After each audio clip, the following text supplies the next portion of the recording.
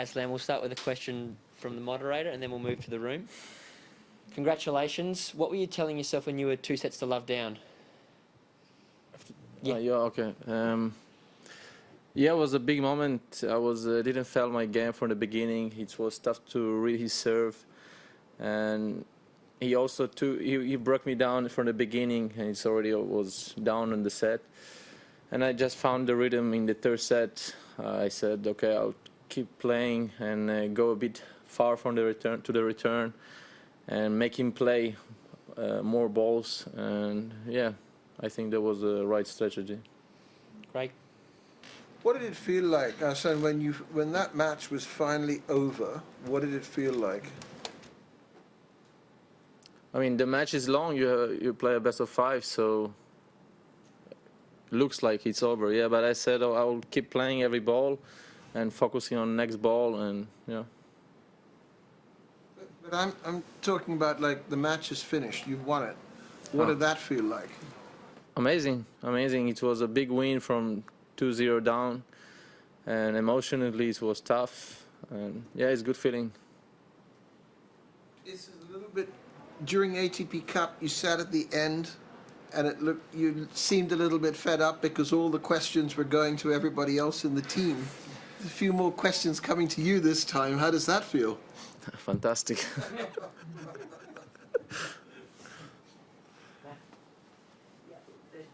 Talk about the speed of the court. Now, I believe this is your first Grand Slam, so you don't have a lot to compare it to, but does it feel like a fast court, and do you think that plays to your advantage with your game, or is it all the same to you? I played here before. It was slower, yes, but for me it's good. I think the fast surface for me it's always good. I take the time for the opponent. If you're serving well, it's always good. Any more questions, Craig? You've achieved a few firsts. When we're looking at the stats, things like first qualifier to reach the quarterfinals on debut since 1996. There's a whole lot of different things that you've achieved, going from a career high ranking of 114. You're going to be, at this point, in the low 60s. Do you think about those sorts of things? Do they matter to you? You told me just now that I broke some records, and of course it's a good feeling, but I try to more focusing on the tournament, on the matches, and then everything what happened behind. It's good. It's a good feeling, yeah. Sorry, Matt. Go ahead. If Daniil and Andrei reach the quarters, it'll be the first time in the Open era that 3 Russians, men, are in the quarters of a major, of a Grand Slam. Pretty cool too, I guess. Yes. I mean, what should I say? Of course, it's good for the... I'm happy for them, yeah. I mean, for the Russians especially. 3 players of Russia playing the quarterfinals. It's always good, yeah. Matt? Well, just picking up on that, what can you tell us that Russia is doing right? That they have they're the only country, I think, with 2 players in the top 10, potentially 3 players in the quarterfinals. What is it about how people approach tennis in Russia that has made it so successful at this point in history? It's tough to say. I mean, they are good. They was good in juniors as well. So they grow up from the juniors. They was #1, and the generation of '96, '97, they're really strong, and I think they are doing a good job. And there was a long period of players who wasn't there.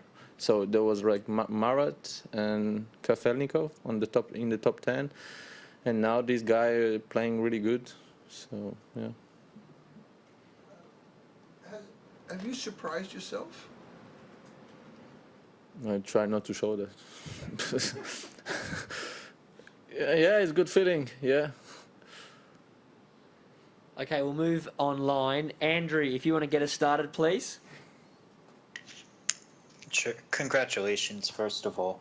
When you, I think it was after the second set, you left the court to go to change whatever it was. Did you give yourself a little pep talk or anything to try to motivate yourself? Because it seemed like after that, you were bringing more energy and that sort of thing.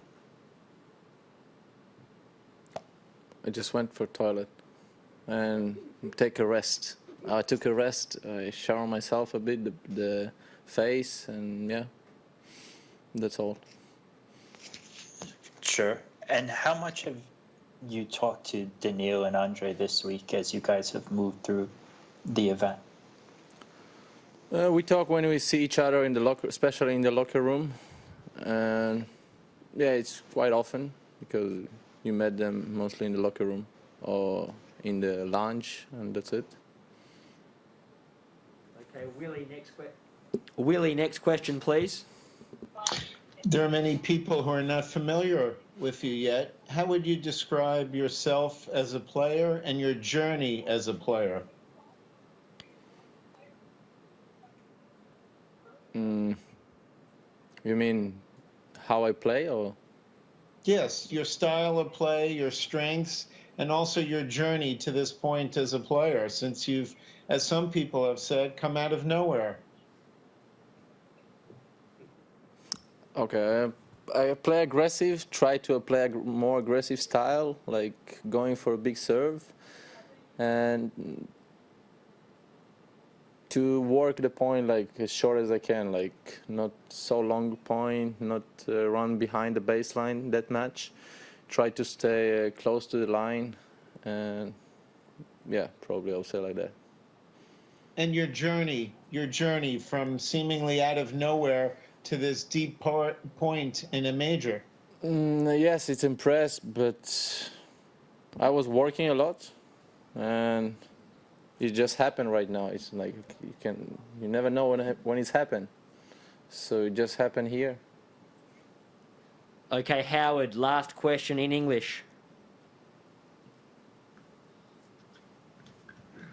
Hi. What for you is the best part or the most exciting part of what you've been able to do here at the Australian Open so far?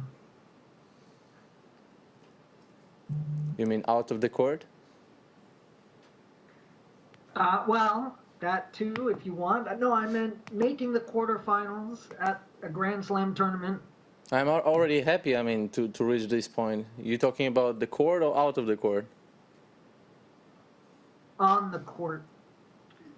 To play? What's the best part for you on the court? What you've been able to do, winning these matches, getting to a Grand Slam tournament quarterfinals? You've never even played in a Grand Slam main draw before. What are you happiest about or most excited about? I'm happy every match. I mean, with every win, I'm really happy, and to move on for the next round every time, it's a good emotion. Really happy.